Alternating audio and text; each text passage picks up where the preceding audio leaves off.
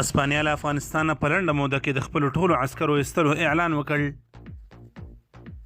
په داسې حال کې چې له افغانستان د امریکایي او ناټو ځواکونو د وتلو لړۍ روانه ده،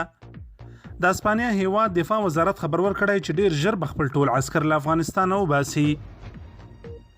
د اسپانیا دفاع وزارت د یوې خبرپاڼې په خپرولو سره ویلي چې په تیرو 20 کلونو کې په افغانستان کې 100 تنه عسکر وژل شوي،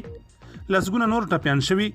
او د 3 میلیارډ او 500 میلیونه یورو په اندازه مالی زیانونه یې ګاللي دي.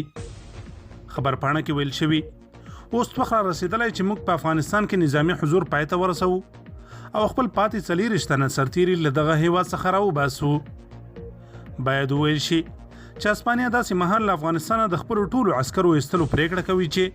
څه موده وړاندې د امریکا ولسمشر جو بایډن اعلان وکړ چې د سپټمبر میاشتې تر 11 نیټې به له قید او شرط پرته ټول ځواکونه له افغانستان نه راوباسي.